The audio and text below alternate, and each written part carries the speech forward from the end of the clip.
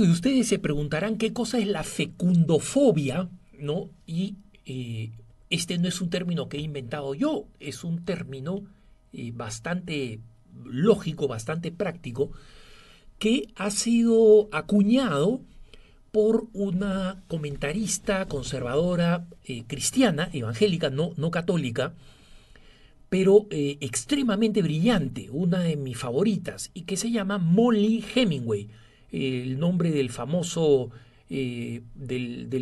escritor, y su apellido es exactamente igual al del famoso escritor norteamericano, ¿no? De El viejo y el mar, Por quien doblan las campanas, etcétera. Mollie Hemingway. Y Mollie, o vamos a llamarla la señora Hemingway, porque no la conozco personalmente, en consecuencia no la puedo tratar de primer nombre, pero Mollie Hemingway escribió un artículo en The Federalist a raíz de la reacción que cierta prensa tuvo cuando se anunció que uno de los mejores quarterbacks de la NFL, o un quarterback suficientemente popular, ¿no? Me refiero al fútbol americano, ¿no? El que es muy popular en Estados Unidos, y la posición de quarterback es la posición principal ofensiva. Es el precio mejor pagado y es el hombre fundamental en la ofensiva y en la conversión de puntos de un equipo, ¿no? Existe uno de los LA Chargers, de un equipo que se llama los Chargers, que antes eran los San Diego Chargers, o sea, estaban en la ciudad californiana más al sur, la ciudad de San Diego, y que luego se mudaron a Los Ángeles por razones económicas, porque ahí podían tener mayor audiencia, construir un estadio más grande, etcétera, etcétera. Bueno, este famoso quarterback es un quarterback católico a quien yo sí conozco.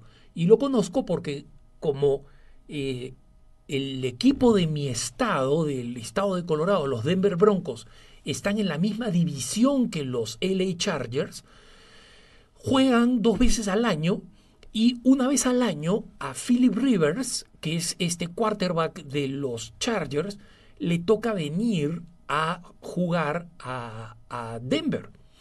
Y en Denver él es muy conocido porque va a una de las iglesias más antiguas y más bellas de Denver y donde se celebra la misa de una manera muy tradicional, muy bella. El Novus Ordo no se celebra de la forma extraordinaria, pero él, donde se aloje el equipo, siempre va a esta misma parroquia porque le gusta por su belleza y por su recogimiento.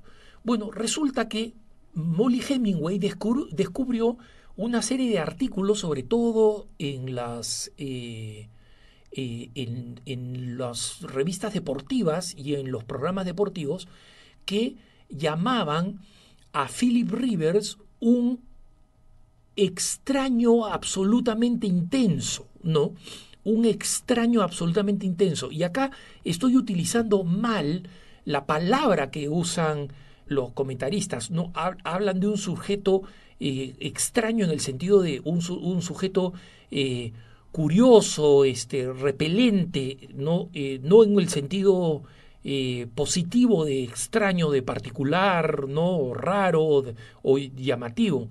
No. Para los que saben inglés es el término weirdo, ¿no? O sea, de un extraño, de un nerd, ¿no? Que intensamente nerd y extraño es Philip Rivers. ¿Y por qué?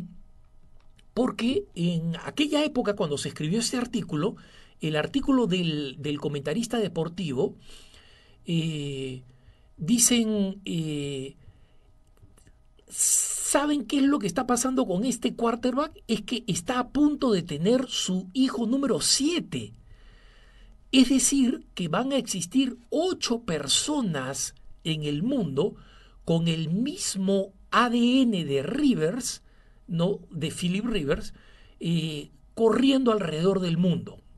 Porque este es un extraño, un tipo absolutamente extraño, porque está teniendo esta relación con su esposa de tener su séptimo hijo. Ahí no para la cosa, ¿eh? Este fue un comentario de hace unos 3 años. Entonces, eh, Molly Hemingway, que es una periodista investigadora muy astuta, dice, perdón un momentito, ¿por qué Philip Rivers resulta siendo un weirdo, resulta siendo un nerd para este comentarista deportivo? Este, ¿Será porque resulta que tiene 7 hijos con la misma esposa? ¿Por qué? Dice Molly Hemingway. Y aquí nos regala algunos datitos interesantes. Por ejemplo, el exjugador de los New York Jets, uno de los equipos famosos de la NFL, o sea, del fútbol profesional, fútbol americano profesional, Antonio Cromartie, tiene 14 hijos, ¿no? Y, pero Cromartie es afroamericano, entonces es difícil criticarlo. Y lo más curioso es que tiene hijos con 8 mujeres diferentes, ¿no? Entonces, resulta que el comentarista que declara a Philip Rivers, este católico, casado con una mujer que la conocía desde middle school, ¿no? Desde el colegio, desde la escuelita, y que se casaron cuando él todavía estaba en la universidad, resulta que él es weirdo, pero Antonio Cromartie, con 14 hijos de 8 mujeres, él no es weirdo, ¿no? Al punto que los New York Jets, cuando lo contrataron, tuvieron que darle $500,000 de avance para que pudiera pagar el juicio de alimentos de varios de las mujeres que tenían hijos con él, ¿no? O tampoco han declarado a un weirdo, a Travis Henry, que es un running back, o sea, una posición importante en los Denver Broncos, el equipo de mi ciudad, que tiene 11 hijos con 10 mujeres diferentes, ¿no? Pero resulta que Philip Rivers es el weirdo, ¿no? A esto, Molly Hemingway ha añadido jugadores de la NBA, es decir, del básquet profesional, uno de los cuales firmó un contrato para que su novia tuviera un aborto y el aborto quedara en el contrato si es que ellos se iban a casar, para que el sueldo de él no se viera afectado en el pago de paternidad. O sea, un contrato, hay un aborto, esto lo describe ESPN, el canal de los deportes, y en ningún momento llama a este jugador un weirdo, ¿no? Hay otro jugador de básquet que es admirado porque tiene una esposa, pero con esta esposa tuvo un aborto porque resulta que después de tener el primer hijo, el segundo les caía en un mal momento, ¿no? Y ESPN elogia cómo el deportista, el jugador de básquet, fue un tremendo apoyo emocional mientras la mujer pasaba por el aborto, ¿no? ¿No sería más elogiable ser apoyo emocional de cuando una mujer tiene un hijo, ¿no? Entonces, vemos pues acá qué cosa, ya tienen ustedes una idea de qué cosa es la fecundofobia. No solamente es la fobia a que las mujeres sean fecundas, sino a que esto acontezca en el contexto de un matrimonio único, exclusivo, católico, entre un hombre y una mujer. Hace varios años, porque la situación ha empeorado, ¿eh? Digo, para los fecundofóbicos, la situación ha empeorado. Dentro de un mes, la esposa de Philip Rivers va a estar dando a luz a su hijo número 9. O sea, cuando se escribió este artículo llamándolo un weirdo, ¿no? Él todavía tenía 7. Ahora resulta que tiene 9, ¿no?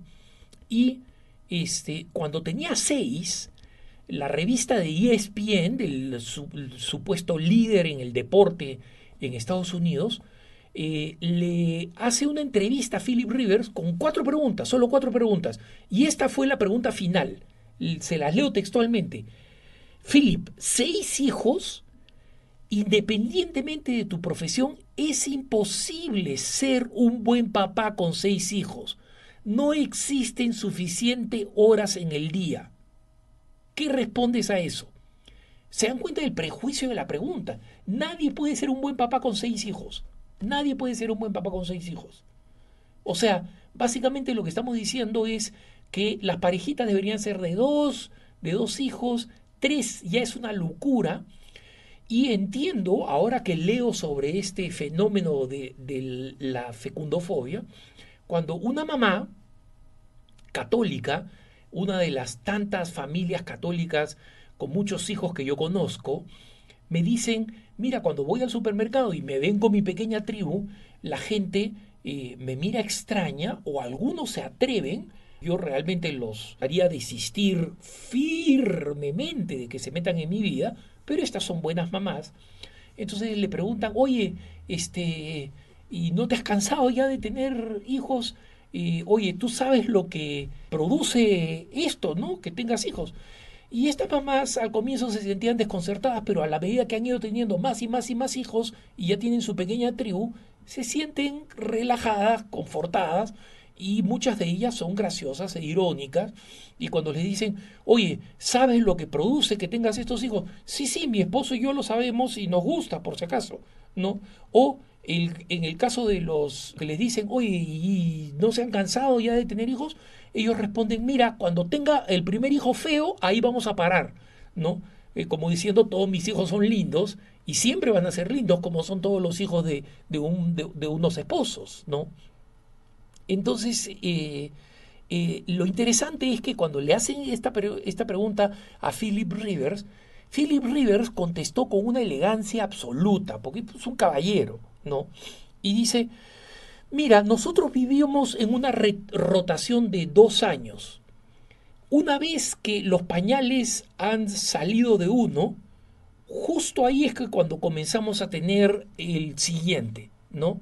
Y nosotros, por si acaso, vamos a tener un próximo hijo en octubre. O sea, a este periodista que se estaba quejando de que era imposible criar 6, le estaba anunciando que se venía el 7.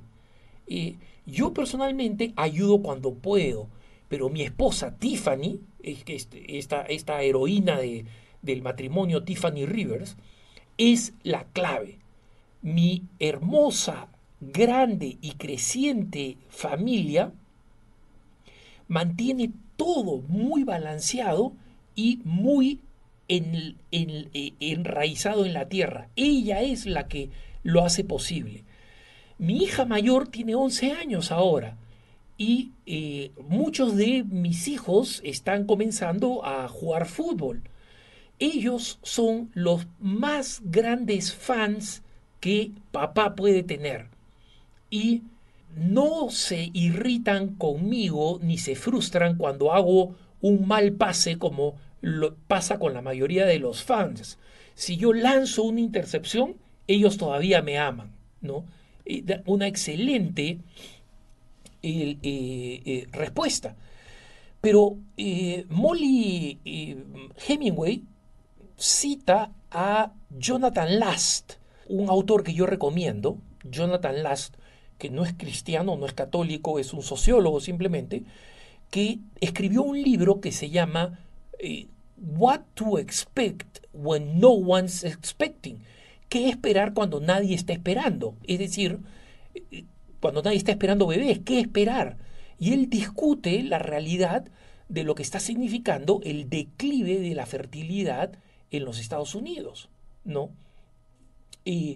Su libro se refiere exclusivamente a temas sociológicos, ¿no? Y Hemingway cita un pasaje de este libro. Hacia el final, este sociólogo Jonathan Last dice lo siguiente: la pregunta más incisiva que probablemente tengas es la siguiente. ¿Por qué nos debería preocupar que los norteamericanos estén teniendo menos hijos? Después de todo, Estados Unidos parece estar suficientemente poblado y sobrepoblado tal como lo vemos.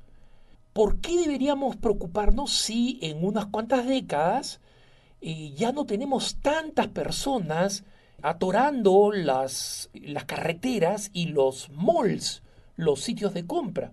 Hemingway sigue citando a Jonathan Lasty. Jonathan Lasty dice, la respuesta corta es que la, el índice de fertilidad de no reemplazo lleva a la reducción dramática de la población.